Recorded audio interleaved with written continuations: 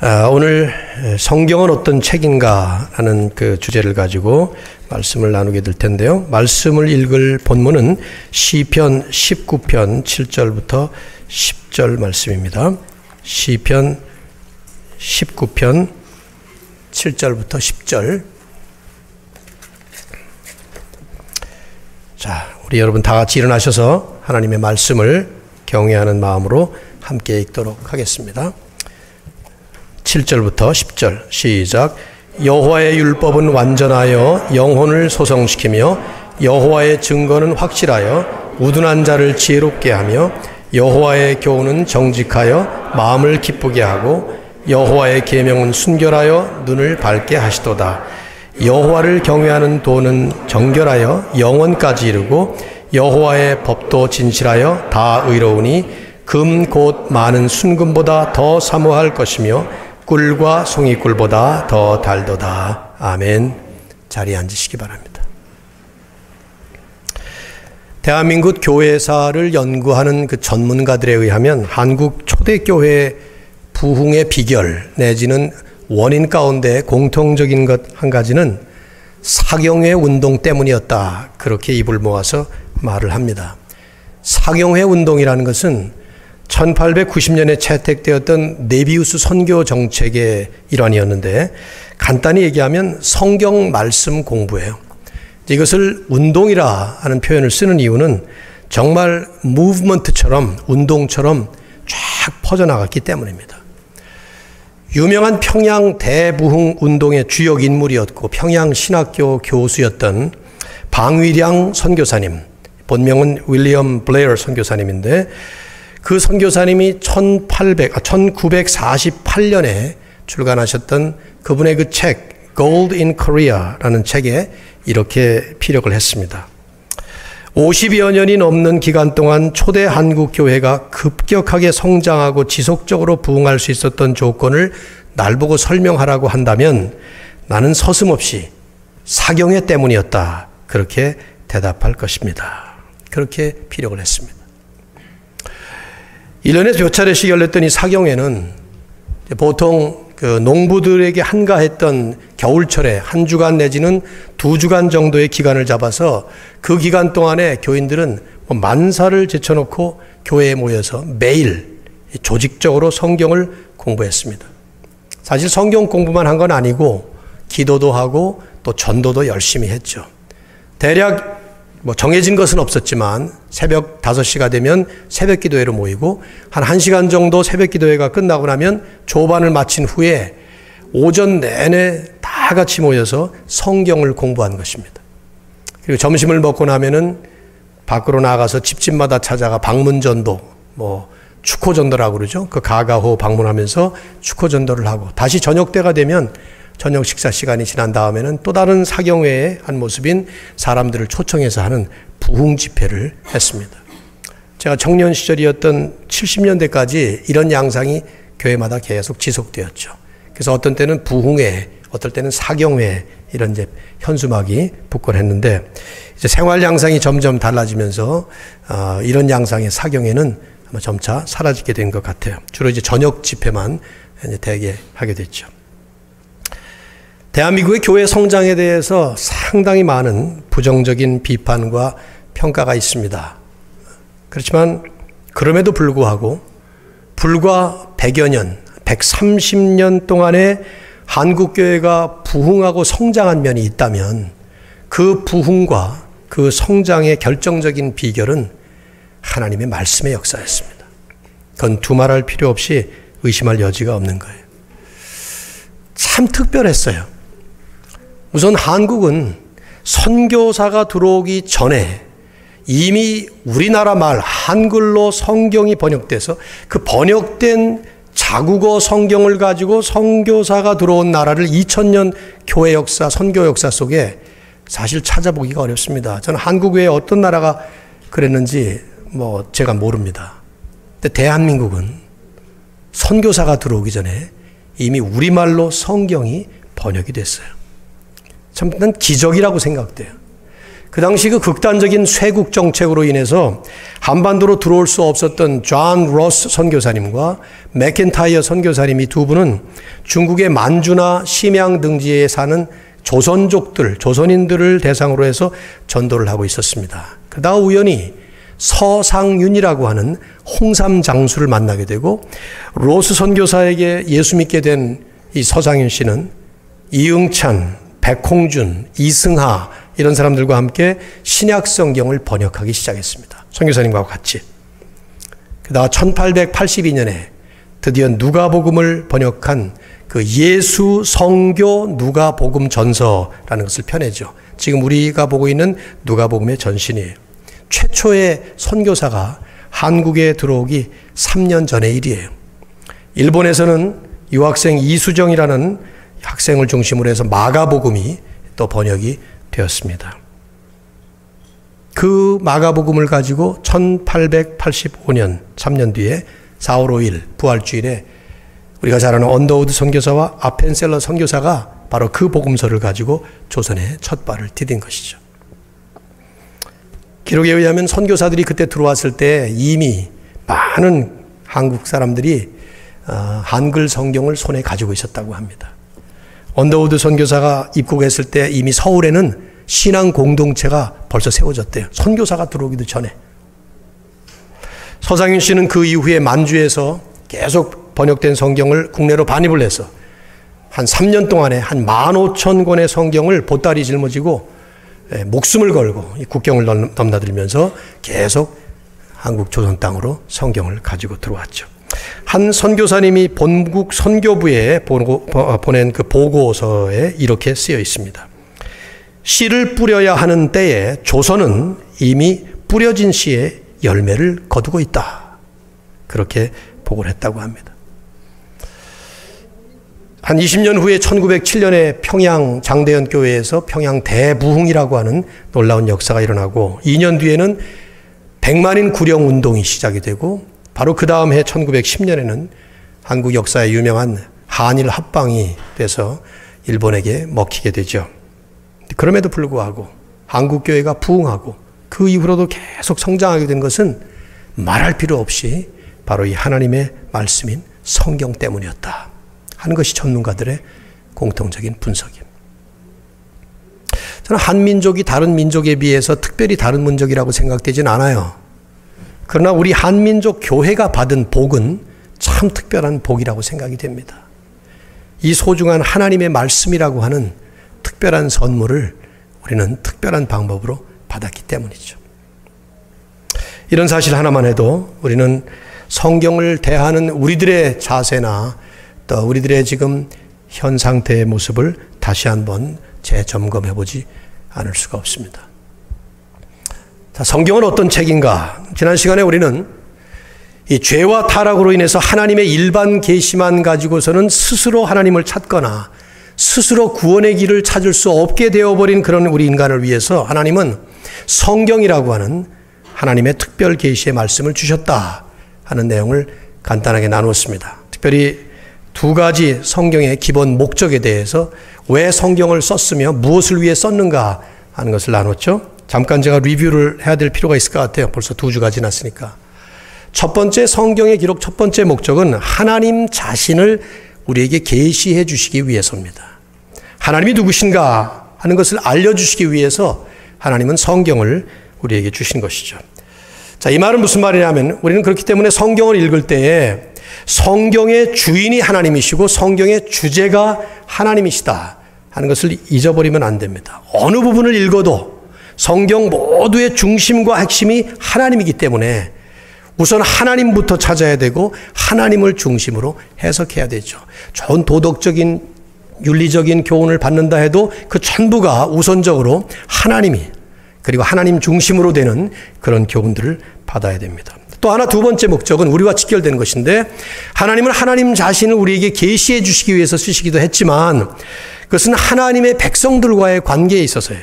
즉 교회, 하나님의 백성들을 구원하시기 위해서 성경을 쓰셨습니다. 성경 말씀 자체가 증거하죠. 요한복음 20장 31절 같은 그런 말씀들이. 성경은 우리가 하나님을 인격적으로 만날 수 있는 유일한 길이요 진리요 생명이신 예수 그리스도를 믿게 합니다. 그리고 그렇게 믿은 하나님의 사람들이 점점 더 온전한 하나님의 사람으로 지속적으로 변화되어서 구원을 완성할 수 있도록 하기 위해서 우리 하나님은 성경을 우리에게 허락하신 것이죠. 우리가 계속해서 지금 보고 있는 디모데후서 3장 15절, 16절, 17절이 이 말씀을 잘 요약하고 있어요. 성경은 그리스도 예수 안에 있는 믿음으로 말미암아 구원에 이르는 지혜가 있게 하느니라. 그래서 교훈과 책망과 바르게 함과 의로 교육하기에 유익하니 이는 하나님의 사람으로 온전하게 하여 모든 선한 일을 행할 능력을 갖추게 하려 함이라. 짧은 한 말씀이지만 그 말씀 속에 특별히 하나님의 백성들이 우리 자신의 죄성으로부터 보호를 받고 사악한 사탄 또 악한 세상으로부터 보호를 받아서 구원받고 그 구원을 완성할 때까지 온전하게 하나님의 사람으로 계속 구비돼서 갖춰갈 수 있도록, 그래서 온전한 선을 행할 수 있는 예수 그리스도와 같은 인물로 변화될 수 있도록 하나님은 성경을 우리에게 주신 것이죠. 오늘 이제 저는 성경은 어떤 책이냐 하는 이 동일한 주제에 대해서 좀 더 말씀을 나누겠는데요. 대략 한 세 가지를 좀 나누겠습니다. 한 가지 한 가지가 다 중요하긴 하지만 그러나 지금 이 시간이 무슨 신학교 교육은 아니고 우리에게 필요한 정도로 함께 말씀을 좀 나누었으면 합니다. 첫째는 성경의 권위, authority. 두 번째는 성경의 영감, inspiration. 영감이란 말이나 혹은 우리말 성경에는 지금 감동으로 번역이 되어 있죠. 감동, inspiration. 세 번째는 성경의 무호성, inerrancy. 전혀 틀림이 없다 하는 그 세 가지 말씀을 나누겠는데요. 우선 잠깐 언급해야 되는 것은 지금 우리가 이 하나님의 말씀이다 하고 이렇게 일컫고 있는 성경은 어떤 책들을 말하는가? 간단합니다. 구약의 39권, 신약의 27권, 창세기에서부터 말라기까지 39권과 마태복음에서 요한계시록까지 27권 합해서 66권의 지금 여러분과 제가 가지고 있는 이 성경을 우리는 하나님의 말씀이다. 그렇게 우리는 믿고 그렇게 말합니다. 이 얘기를 언급하는 이유는 이 66권의 성경 외에 외경이라고 하는 것을 성경에 포함시키는 종파가 있습니다. 대표적인 곳이 가톨릭이죠. 가톨릭은 이거 말고도 많은 외경들이 성경과 똑같다고 그렇게 취급을 합니다. 이 외경에 대한 얘기를 제가 다룰 시간적인 여유는 없을 것 같은데, 외경이 성경이 될 수 없는 것은 여러 가지 이유가 있어요. 우선 첫째는 외경 자체가 자기 자체를 구약과 같이 취급하지 않습니다. 스스로 자기를 성경이라고 한 군데에서도 찾아볼 수가 없어요. 근데 우리가 성경을 보면 성경은 신약이 구약을, 또 구약은 신약을 향해서 여러 군데에서 성경 자체는 하나님의 말씀이라고 주장을 하죠. 스스로 주장하지 않는 거예요. 만일에 제가 여기 서서 저는 뭐뭐가 아닙니다 하고 얘기를 하는데 남들이 날 보고 기라고 얘기하면 그럼 안 맞는 말이잖아요. 그렇죠? 그럼 마찬가지예요. 외경 스스로가 자기 자체를 성경으로 취급하지 않는다 이 말이에요. 두 번째는 외경을 기록한 유대인들이, 그건 이제 구약 성경이니까요. 구약이니까 외경을 기록한 유대인들이 그 외경을 하나님의 말씀으로 취급하지 않습니다. 또 세 번째는 예수님이나 신약의 많은 사도들, 저자들을 보면 단 한 번도 신약에서 외경을 이용한 적이 없어요. 한 번도 인용된 구절이 나오질 않습니다. 구체적으로 외경을 들여다보면 네 번째로 외경의 많은 내용들은 성경에 나오는 내용들과는 너무 상반되는, 모순되는 얘기로 가득 차 있습니다. 자, 그러면 개신교는 성경으로 취급하지 않고 있는 외경을 왜 구교인 가톨릭은 이것을 성경으로 취급하는가? 거긴 역사적인 배경 때문이에요. 가톨릭도 처음부터 외경을 성경으로 취급하지 않았습니다. 그러다가 1546년, 여러분 1546년이면 연대적으로 볼 때 1517년에 마틴 루터를 비롯해서 종교 개혁이 일어나기 시작한 한 20, 30년 뒤의 일이죠. 근데 1546년에 트렌트 공의회라고 하는 큰 회의, 카운슬이 열렸어요. 거기서 외경을 정경으로, 캐논으로, 성경으로 받아들이기로 결정을 한 거예요.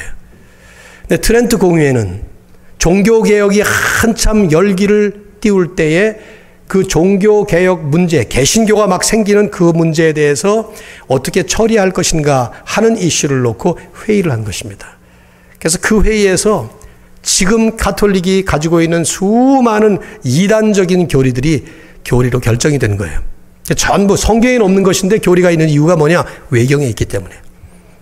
그래서 가톨릭은 아직도 그것을 우리는 그렇게 취급하지 않습니다. 잠깐 언급할 필요가 있어서 이런 말씀을 했는데, 자, 우선 이제 첫 번째로 저희들이 봐야 될 것은 성경의 권위예요. Authority of the Bible.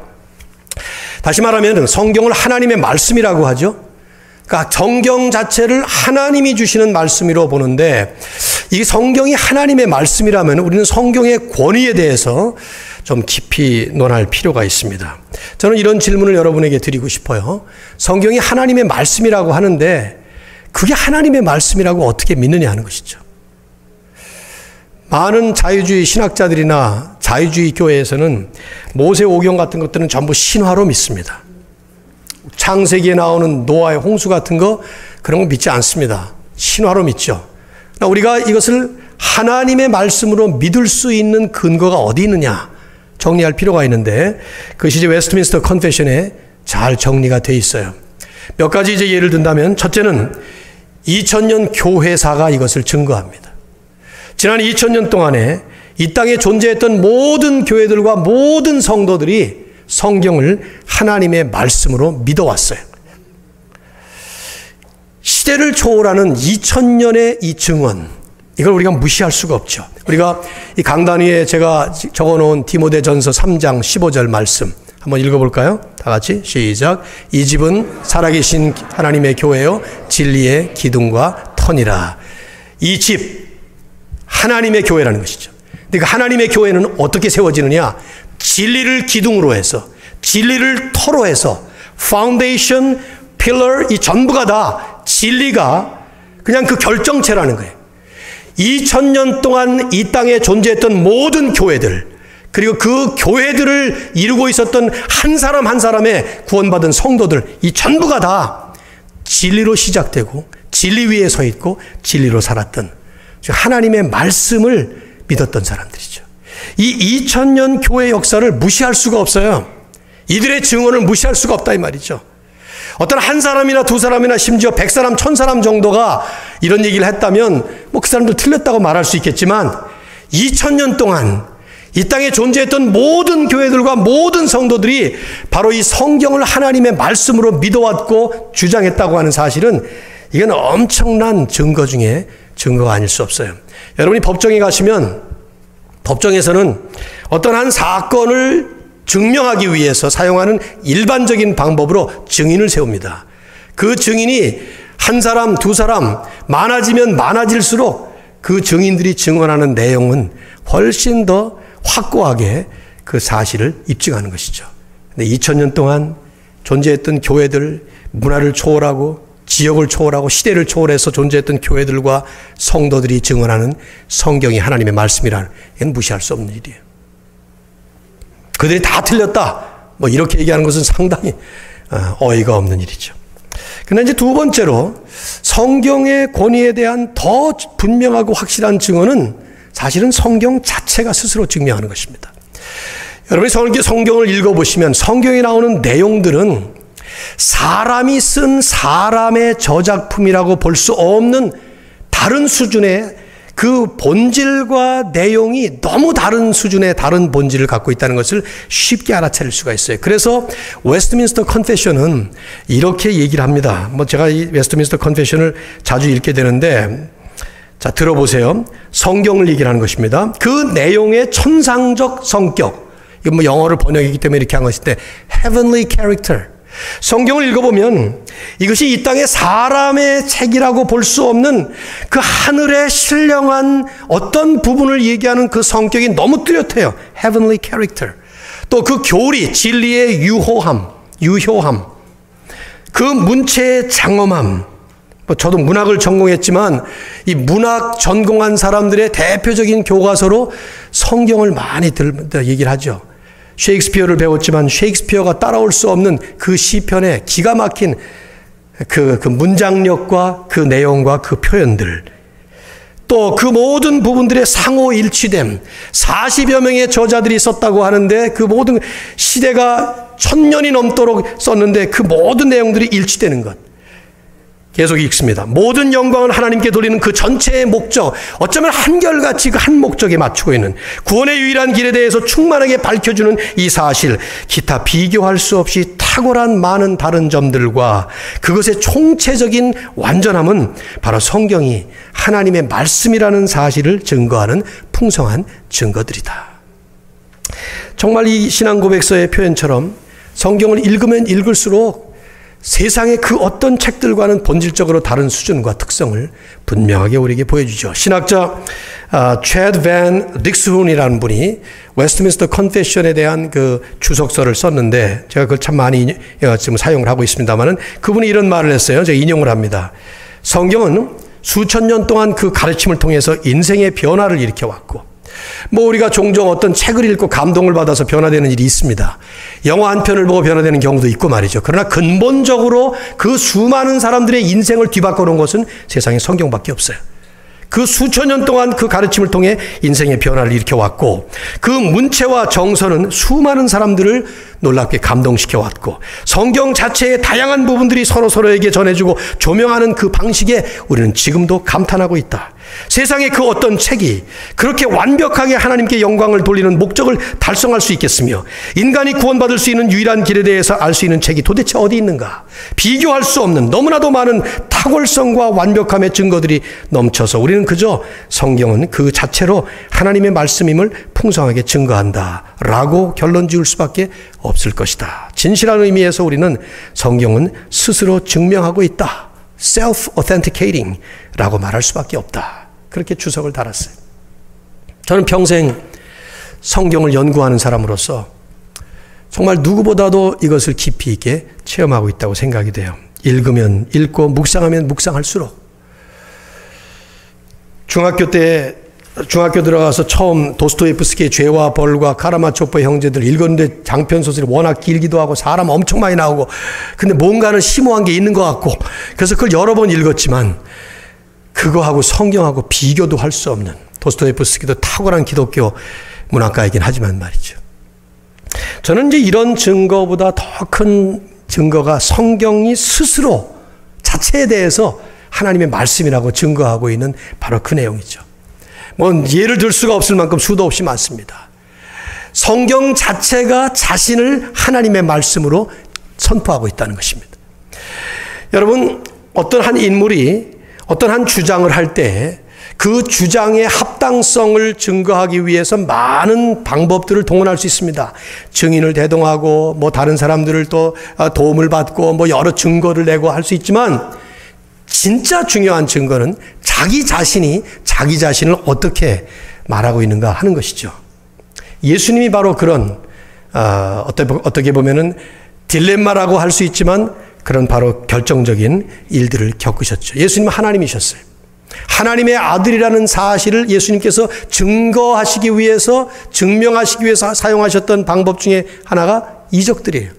수많은 이적들은 요한이 말하는 것을 보면은 전부 예수가 하나님의 아들이시다, 하나님과 동일한 능력을 가지신 분이다 하는 것을 증명하기 위해서 했다는 것인데, 그거보다 더 강력한 증거가 뭐냐? C.S. 루이스는 예수님 자기 자신이 자기를 가리켜서 나는 하나님이다 하고 주장한 부분이라는 것이죠. 왜냐하면 그 말은, 내가 하나님이다, 아들이다 하는 그 말은 완전 거짓말이든지 사실인지 둘 중에 하나밖에 안 돼요. 중간에 있을 수가 없어요. 그건 어마어마한 엄청난 사실은 위험성을 가지고 있는 그런 선언이라 이 말이죠. 그런데 당신이 주장하신 거예요. 왜냐? 그보다 더 높은 다른 권위가 없기 때문이죠. 성경도 마찬가지예요. 성경 스스로가 성경을 하나님의 말씀이라고 증명하는 것이죠. 그러니까 이 성경을 우리가 좋은 윤리책, 도덕책으로 읽는 사람들은 완전히 잘못된 거예요. 이건 완전히 사기꾼에 버려야 될 쓰레기든지 아니면 진짜 하나님의 말씀이든지 둘 중에 하나예요. 왜냐하면 스스로 하나님의 말씀이라고 스스로 선포하고 있으니까 말이에요. 이제 세 번째로, 우리와 관계되어서 이 성경이 하나님의 말씀임을 개인적으로나 주관적으로 확신하게 되는 또 하나의 요건이 있는데, 그것은 성경을 통해서 성경 안에서 하나님의 말씀임을 증거하시는 성령님의 내적인 사역입니다. 성경을 읽음으로 인해서 이 성경이 하나님의 말씀이라는 것을 확신하게 만드는 것은 성령의 우리 마음속에서 역사하시는 성령의 사역이란 말이죠. 이미 하나님을 믿고 구원받은 백성들이라면 성경을 읽으면 읽을수록 이 말씀이 진리구나, 이것이 하나님의 권위를 가진 하나님의 말씀이구나 하는 것을 성령은 끊임없이 우리 안에서 증거하시고 있다는 것입니다. 웨스트민스터 컨페션은 이렇게 첨부하고 있습니다. 이미 말씀드린 그 모든 증거에도 불구하고 성경의 무오한 진리, infallible truth, 무오한 진리와 신적 권위, divine authority에 대한 우리들의 완전한 납득과 확신은 우리의 마음속에서 그 말씀을 통해서 그 말씀과 함께 증거하시는 성령의 내면적 사역에서 오는 것이다. 말씀에 의해서, 말씀을 통해서, 말씀과 함께 우리 마음속에서 역사하시는 성령의 내면적인 사역, 그것이 바로 성경을 하나님의 말씀으로, 권위 있는 하나님의 말씀으로 우리에게 확증시킨다는 것이죠. 자, 이것은 이제 우리가 성경에 좀 몇 구절 찾아봐야 될 것 같은데요. 이미 하나님의 말씀 속에 이 사실을 우리에게 아주 역력하게 말씀했어요. 오래전 이사야 선지자를 통해서 하나님은 이 말씀을 하셨습니다. 성령이 오시게 되면 그 성령께서 하나님의 말씀과 어떤 관계를 가지고 우리 안에 역사할 것인가. 자, 한번 읽어보시죠. 제가 자막으로 띄웠으니까. 시작. 여호와께서 이르시되 내가 그들과 세운 나의 언약이 이러하니 곧 내 위에 있는 나의 영과 내 입에 둔 나의 말이 이제부터 영원하도록 내 입에서와, 거기 띄어붙인 부분은 내 후손의 입에서 떠나지 아니하리라. 너무 길어서 제가 생략을 했습니다만, 여기에 나의 영 그리고 나의 말, 이사야 선지자를 통해서 하나님께서 하셨던 말씀은 이제 훗날 메시아가 오시면 그 메시아가 이 땅에 오셔서 십자가에서 죽으시고 부활하시고 승천하시게 되고, 승천하시는 그 메시아를 대신해서 성령께서 강림하시게 되는데, 그 오시게 되는 성령, 즉 나의 영이 내 입에 둔 나의 말과, 즉 하나님의 말씀과 영원토록 떠나지 아니하고 함께 하신다는 겁니다. 내 입과 내 후손의 입과 내 후손의 후손의 입, 이것은 표현은 그 히브리적인 어떤 관용 표현이죠. 영원토록 떠나지 아니하고 그 성령께서 하나님의 말씀을 통해서 역사하신다는 것을 미리 예언하신 거예요. 사도 요한은 훗날 요한일서 2장 20절에서 이 성령과 하나님의 말씀을 이렇게 얘기를 했습니다. 너희는 거룩하신 자에게서 기름 부음을 받고 모든 것을 아느니라. 여기 거룩하신 자라는 말씀은 예수 그리스도를 말합니다. 그분을 믿을 때 그분이 우리를 기름 붓는 그 작업이 성령을 선물로 주시는 것입니다. 기름 부음이라는 말은 성령을 받는다는 것을, 그 anointing이라는 말 자체가 성령을 받는다는 것이 하나 상징적인 표현인데, 27절로 내려가시면 더 확실하게 말씀을 하고 있어요. 너희는 주께 받은 바 기름 부음이 너희 안에 거하나니, 즉 예수 그리스도를 통해서 성령의 기름 부음을 받고 나면, 성령으로 거듭나게 되면 아무도 너희를 가르칠 필요가 없고 오직 그의 기름 부음이, 즉 성령께서 모든 것을 너희에게 가르치며 또 참되고 거짓이 없는 너희를 가르치는 그대로 너희는 주 안에 거하라. 기름 부음을 통한 성령이 우리 가운데 임하심으로 인해서 하나님의 말씀을 통해 성령은 끊임없이 우리를 그렇게 진리로 깨우치신다는 것입니다. 예수님은 이것을 이미 제자들에게 떠나가시기 전에 예언으로 말씀을 하셨어요. 요한복음 10장, 16장, 13절. 자, 한번 읽어봅시다. 시작. 진리의 성령이 오시면 그가 너희를 모든 진리 가운데로 인도하시리니. 주님이 떠나가시고 성령이 다리 내려오셔서 성령이 하실 일이 뭐냐? 성령이 하시는 가장 큰 일, 그리고 가장 중심적인 사역, 그것은 말씀 안으로 우리를 인도하신다는 것입니다. 그래서 하신 작업이 성령의 감동으로, 영감으로 성경을 기록하셨습니다. 이게 성령이 하신 일이에요. 그리고 성령의 감동으로 기록하신 이 말씀을 거듭난 백성들이 이 말씀을 읽을 때마다 성령의 조명하심으로, 인스피레이션뿐만 아니라 일루미네이션을 통해서 우리를 끊임없이 깨우치시죠. 그리스도인들은 예수 믿기 전에 성경을 통해서 예수님을 만나는 역사가 일어나고, 예수 믿고 나면은 그 성경을 통해서 또 다른 하나님의 깊은 진리를 더 깊이 있게 깨닫고 받아들이게 된다는 것이죠.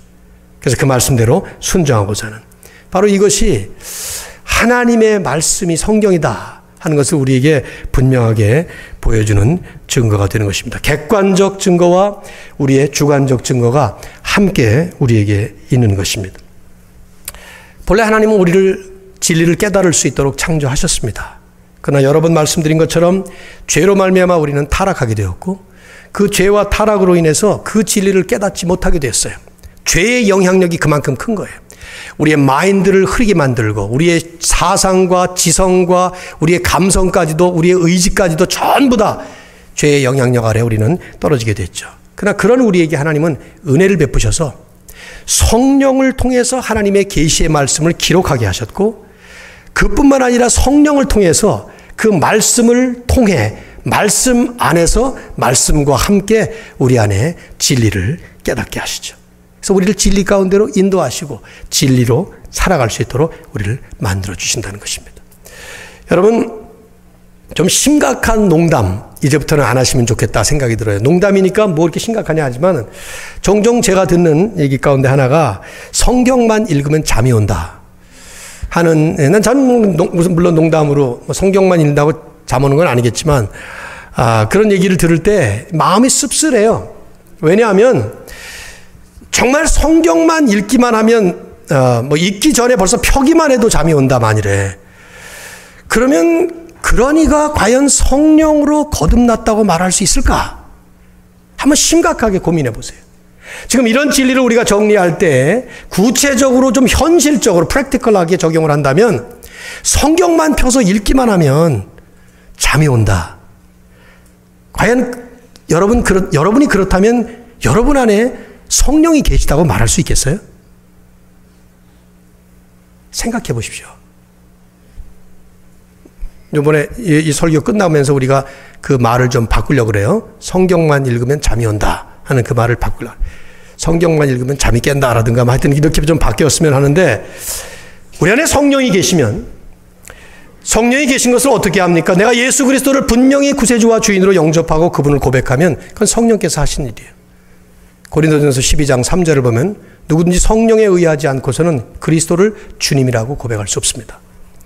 역으로 얘기하면 그리스도를 주님으로 받아들이시고 그리스도를 분명히 주님으로 고백하시는 분이라면 입술의 고백이 아니라 정말 마음의 고백이라면 그분 안에 성령을 선물로 주신 것입니다.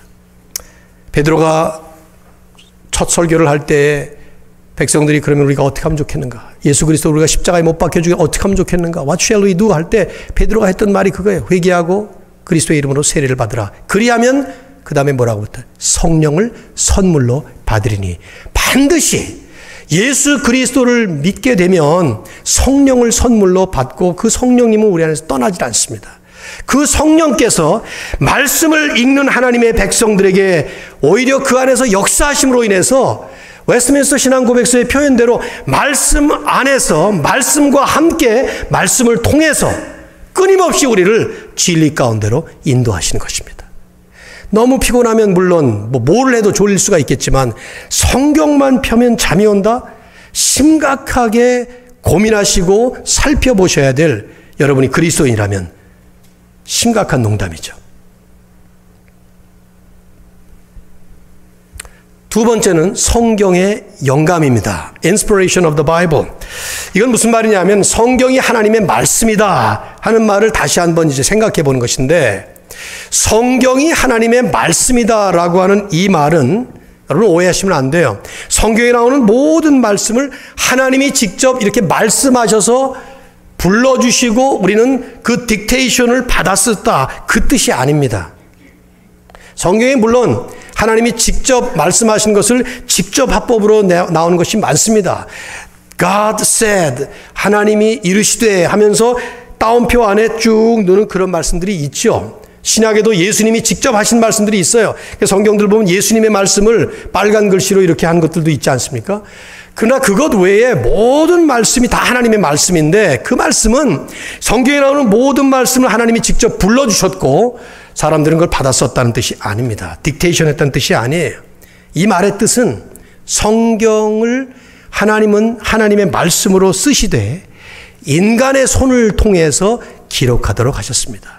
그러나 비록 인간의 손을 통해서 기록한 인간의 기록이지만 그 결과가 하나님이 직접 쓰신 것과 다를 바 없는 하나님의 말씀이 되도록 하셨다는 것입니다.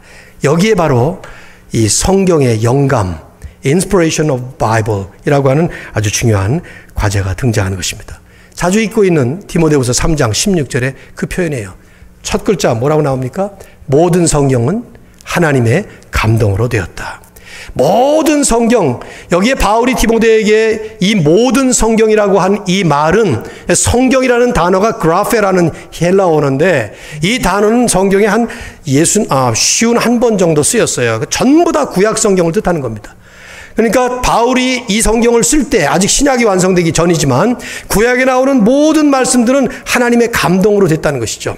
뭐 시간이 없어서 신약까지도 제가 들지는 않습니다만은 결국 웨스트민스터 컨페션에서 정리한 것처럼 구약의 39권, 신약의 27권, 총 66편의 모든 성경의 목록을 목록한 뒤에 웨스트민스터 컨페션은 이렇게 쓰고 있어요. 이 모든 성경은 하나님의 감동으로 주어졌고 따라서 우리의 신앙과 생활의 규칙이다. 자, 이 성경 영감이 과연 어떤 것이냐? 첫째는 성경의 저자들이 하나님의 성령의 감동을 받아 썼다는 것입니다. 베드로후서 1장 21절을 보면 성경은 오직 성령의 감동하심을 받은 사람들이 하나님께 받아 말하는 것이다. 여기 하나님께 받아 말하는 것이라는 말을 하나님은 말씀하시고 그 사람들은 받아서 썼다, 그 뜻이 아니란 말이에요. 좀 이따 설명하겠습니다만 그들이 나름대로 썼어요. 마태는 마태식으로, 마가는 마가식으로, 누가는 누가식으로, 요한은 요한, 똑같은 예수 그리스도의 생애에 대해서 말씀과 사역을 썼지만 그 쓴 내용들이 달라요. 문체가 다릅니다. 여러 가지 표현과 강조법이 틀립니다. 왜냐하면 각각 다르게 썼기 때문이죠. 그러나 하나님은 그 쓰신 저자들을 성령의 감동을 하셨어요. 이 성령의 감동이라는 말이 우리말에는 어폐가 있는 말이에요. 그냥 감동 그러면 너무 떨어집니다. 뭐 설교 듣고 감동했다, 영화 보고 감동했다, 음악 듣고 감동했다, 그런 정도의 감동이 아니에요. 원문의 뜻에 의하면은 breathe out, 하나님이 숨을 쉬었다 그 말이에요. 숨을 쉬었다는 말인데 이 숨이라는 단어가 성령이라는 말하고 똑같은 말이에요. 즉 하나님의 성령으로 그 사람들을 휩쌌단 말입니다. 마태가 썼지만 마태복음을 쓰는 동안에 마태는 하나님의 성령으로 그렇게 감동이 됐다는 것이죠. 그렇게 영향을 받았다는 것이죠. 마가는 마가대로. 그러나 또 하나, 두 번째는요, 성경 자체가, 그들이 기록한 그 기록 자체가 하나님의 영감으로 기록되도록 했다는 거예요. 그래서 히브리서 4장 12절에 나오는 말씀처럼 이 하나님의 말씀은 살아있는 말씀으로, 활력이 있는 액티브한 그런 말씀으로 주어지게 됐다는 것이죠. 이걸 제가 좀 설명하는 것이 좀 필요한 것 같아요. 여러분에게. 대부분의 경우는 하나님의 말씀, 성경 말씀이 하나님의 직접 쓰신 것과 같은 말씀이 되도록 어떤 식으로 하셨는지 그 방법을 우리는 알 수가 없어요. 예를 들면, 자, 모세가 모세 오경을 썼어요. 창세기, 출애굽기, 레위기, 민수기, 신명기. 모세가 언제 나오죠? 그 5개 성경 중에? 출애굽기에 나와요. 창세기에 모세가 나오나요? 안 나와요. 나올 수가 없는 것이 창세기의 마지막에 나오는 인물은 요셉인데 요셉과 함께 야곱의 모든 가족들이 애굽으로 건너가고 나서 수백 년, 430년 정도 살았는데 그 마지막 애굽에 건너가서 애굽에 거주하던 마지막 말기 부분에 모세가 등장을 하죠. 그래서 모세가 80세가 되었을 때 애굽에서 이스라엘 백성들이 이끌고 나가지 않습니까? 그러니까 그 마지막 부분에서 80년을 빼면은 그때 애굽으로 건너가고 나서 한 300몇 년이 지난 다음에 모세가 태어나요. 그리고 모세는 40세가 되었을 때 도망갑니다. 그리고 80세가 되었을 때 부름받아서 이스라엘 백성들을 끌고 가면서 거기서 시내산에서 말씀을 받기도 하고 그러죠. 자, 그러면 모세가 창세기를 어떻게 기록한 거예요? 아브라함을 만난 적도 없던 사람이 아브라함의 이야기를 기록하고 더 거슬러 올라가면 노아의 홍수 때 있지도 않았던 사람이 노아의 홍수를 기록하고 더 거슬러 올라가서 아예 1장 1절 태초에 하나님이 천지를 창조하시니라 모세가 봤어요? 어떻게 모세는 창세기를 기록했을까? 어떻게 알았을까? 창세기 1장부터 50장까지 나오는 모든 내용을 모세가 도대체 어떻게 알았을까? 이거를 생각하고 연구하고 하다가 결국 나오는 자유주의 신학자들의 답은 창세기는 신화다. 그렇게 나오는 것이죠. 왜냐하면 창세기에 나오는 많은 내용들이 그 당시 고대 문헌 가운데도 종종 나오거든요. 갈기미시 서사시 같은 데 보면은 무슨 노아의 홍수 같은 얘기와 비슷한 것들이 나옵니다. 그러다 보니까 옛날에도 그렇지만 최근에 나오는 영화 같은 것들, 성경적인 영화 같아서 가서 보면은 너무 엉뚱해. 노아라는 영화 보셨나요? 노아? 성경과 진짜 반대로 다 만들었는데 감독이 기가 막히게 만들었어요. 그 주일학교 다니면서 그 친구가 이제 훗날 내가 영화를 만들면은 노아 얘기를 하나 만들어야 되겠다고 했는데 그 사람이 참조한 것은 성경이 아니라 성경의 이야기는 들었고 다른 종류의 문헌들을 쓴 것이죠. 우리는 어떻게 모세가 창세기의 성경 저자로서 창세기에 나오는 내용을 알았는지 우리는 알 수가 없어요. 하나님은 성경에 모세뿐이 아닙니다. 다 마찬가지인데요. 이 성경의 저자들이 어떤 식으로 성경을 하나님의 말씀답게 썼을지 그 방법에 대해서는 성경은 전혀 언급하지 않습니다. 그러나 하나님은 하나님의 특별한 섭리와 하나님의 전능하신 그 능력 있는 개입으로서 성경을 기록한 그 모든 각각의 저자들을 다스리심으로 인해서 성령의 감동이라고 하는 그 큰 테두리로 다스리심으로써 그들의 삶을 주관하시고 그들이 가는 여러 가지 다 그들의 성격, 그들의 실력, 그들의 배경, 그들의 교육배경, 심지어는 그들이 그 성경의 저자들이 자기 주변에서 발생하는 일들을 평가하는 그런 능력까지, 그런 기회까지 하나님이 제공하시고 심지어는 그들이 접할 수 있는 역사적인 자료까지도 접근할 수 있는 기회, 구전으로 내려오는 많은 그 오럴 트래디션까지도 전부 다 하나님께서 어베일러블하게 그 저자들에게 만들어 주셔서 결국은 그 저자들을 감동하시고 기록된 내용을 감동하셔서 기록된 내용이 결과적으로는 하나님이 직접 쓰신 것과 다를 바 없는 하나님의 정확한 말씀답게 기록될 수 있도록 기록하셨다 하는 것이 바로 우리가 믿고 있는 성경의 영감설입니다. 그래서 성경은 인간이 썼지만 하나님이 쓰신 것과 다를 바 없는 인간의 언어로 인간의 글이지만 하나님의 언어로 하나님이 글을 쓰신 것과 똑같이 그렇게 하셔서 우리에게 주어진 것이죠. 자, 좀 쉽게 예를 들을게요. 이런 식이에요. 제가 영어와 한국말을 완벽하게 하나도 틀림이 없는 아주 완벽하게 통역할 수 있는 이중언어자라고 합시다. 저는 그렇지 않습니다.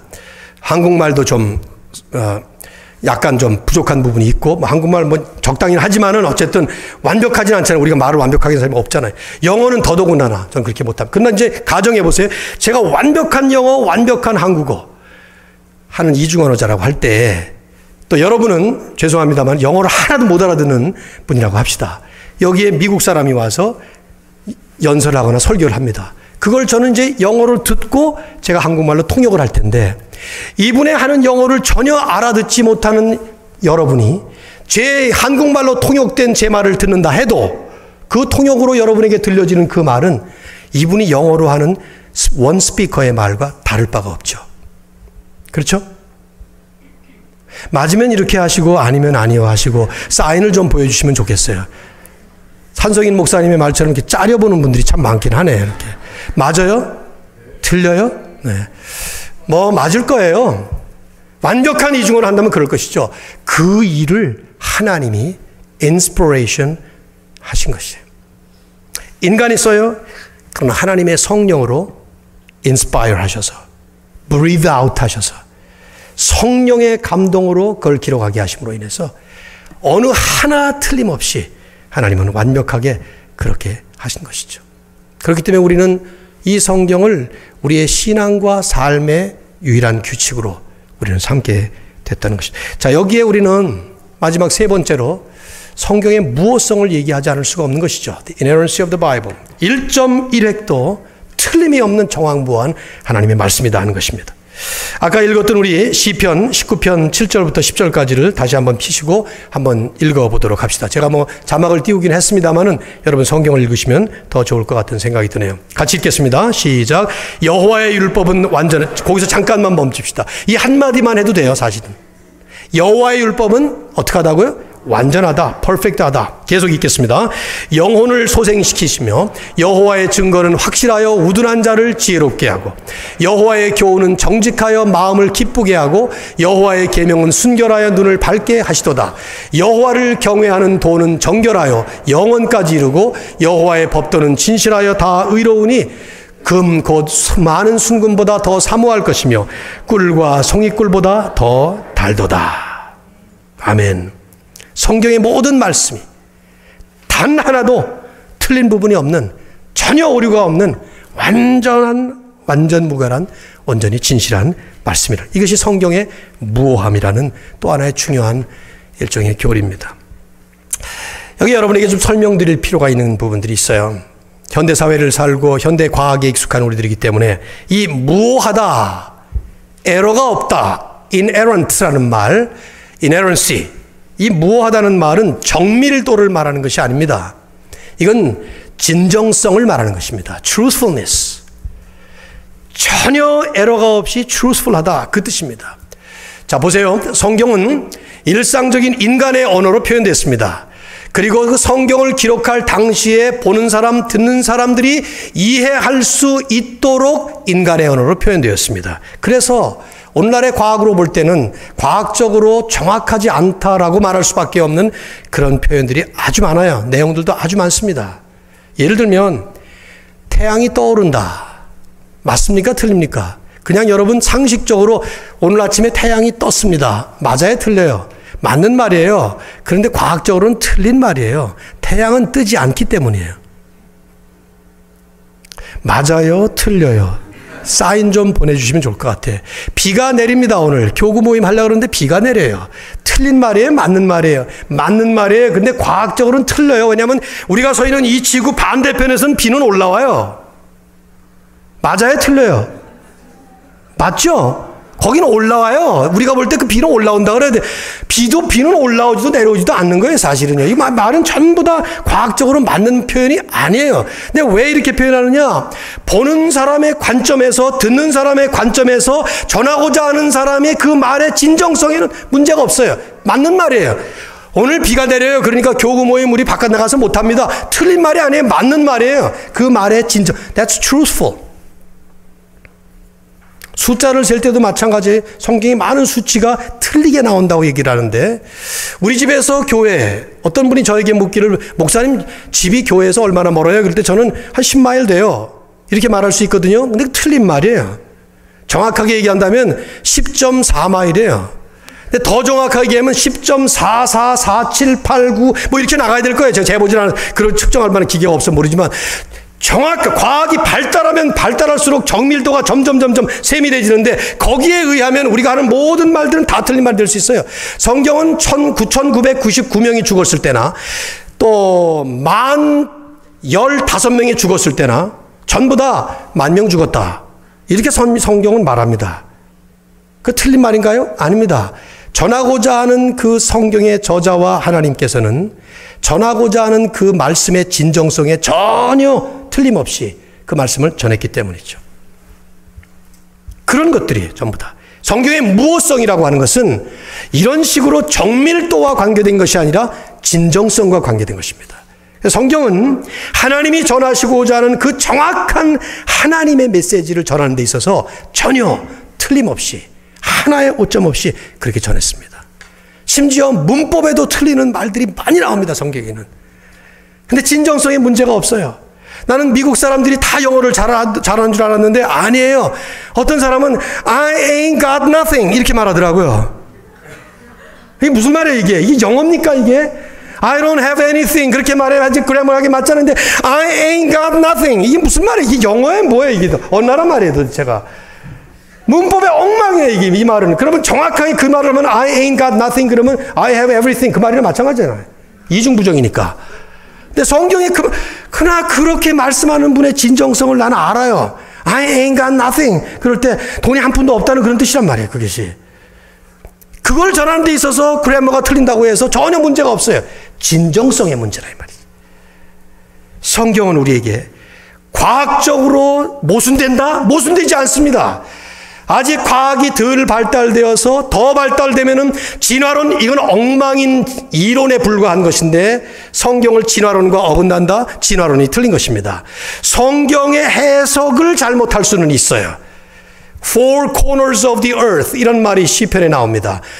이 세상의 네 구퉁이, 그러다 보니까 four corners라는 말 때문에 지구는 플랫하구나 라고 갈릴레오와 코페르니쿠스가 등장하기 전까지는 믿어왔어요. 그건 성경을 잘못 해석한 거예요. 지구가 평평하기 때문에 four corners라는 말을 쓴 것이 아니라 그냥 전 세계라는 말에 대한 poetic expression, 시적인 표현을 그렇게 쓴 것뿐이에요.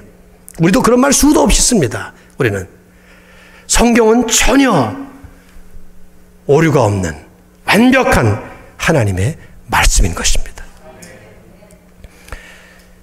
결론을 맺을 때 저는 이 성경에 대한 우리의 자세를 어떻게 받을 것인가? 성경 말씀, 하나님의 말씀은 곧 하나님이다. 성경 자체가 성경을 하나님이라고 취급하는 말씀들이 많이 나옵니다. 시간이 많지 않으니까 이 말씀 하나만 보세요. 자, 보십시오. 성경이 바로에게 이르시되, 로마서 9장 17절이에요. 성경이 바로에게 이르시되, 제가 노란 줄을 쳤습니다. 내가 이 일을 위하여 너를 세웠노니 곧 너로 말미암아 내 능력을 보이고 내 이름이 온 땅에 전파되게 하려 함이라. 내용을 보지 마시고 이 하얀 글로 쓴 말씀을 누가 하신 말씀입니까? 하나님이 하신 것이죠. 그렇죠? 내가 이 일을 위하여 너를 세웠다. 바로를 세웠다는 거예요. 너로 말미암아 내 능력을, 바로를 통해서 하나님의 능력을 보이기 위해서 했다는 것인데, 근데 맨 앞에 뭐라고 나와요? 하나님이 바로에게 이르시되가 아니라 성경이 바로에게 이르시되. 성경이 하나님처럼 취급이 된 거예요. 또 하나만 더 들죠. 갈라디아 3장 8절. 하나님이 이방을 믿음으로 말미암아 의로 정하실 것을 성경이 미리 알고 먼저 아브라함에게 복음을 전하되 모든 이방인이 너로 말미암아 복을 받으리라 하였느니라. 이거 하나님이 하신 말씀이에요. 그런데 여기서 바울은 갈라디아 교회, 성경이 미리 알았다. 성경이 아브라함 시대에 있지 않았습니다. 아브라함에게 복음을 전했다. 성경이 복음을 전했다는 거예요. 하나님이 복음을 이방인이 너로 말미암아 복을 받으리라. 성경이 이렇게 말했다. 성경 자체를 하나님으로 그대로 동일시해버리는 이 말씀. 그래서 하나님의 말씀은 살았고 운동력이 있다. God is living 하는 말이나 The word of God is living 하는 말이나 동일한 말이에요. 너희가 내 안에 거하고 내 말이 너희 안에 거하면 뭐든지 내 이름으로 구하는 대로 다 이루리라. 주님이 하신 말씀이에요. 그때 주님은 그렇게 말씀하셨어요. 너희가 내 안에 거하고 내가 너희 안에 거하면 하질 않고 내 말이 너희 안에 거하면. 주님의 말씀이 곧 주님이라는. 그래서 우리는 이 말씀으로 결론을 지으면 좋을 것 같아요. 하나님의 말씀을 이렇게, 자, 읽어봅시다. 시작. 금 곧 수많은 순금보다 더 사모할 것이며 꿀과 송이꿀보다 더 달도다. 21세기에는 바꿔야죠. 다이아몬드 곧 많은 다이아몬드보다 더 사모할 것이며. 왜냐하면 금 같은 건 뭐 지금 아무것도 아니잖아요. 꿀과 송이꿀보다 더 달도다. 꿀을 싫어하는 사람도 있을 테니까 여러분이 좋아하는 그것을 넣으시고 이렇게. 자, 여러분 서로 보시면서 이렇게 한번 말씀합시다. 서로에게 말씀을 먹읍시다. 맛있게 먹읍시다. 잘 먹읍시다. 성경을 읽으면 잠이 깹니다. 하나님의 말씀의 축복과 은혜와 능력이 충만하시기를 주의 이름으로 축원합니다. 기도하고 축도하겠습니다. 하나님, 오늘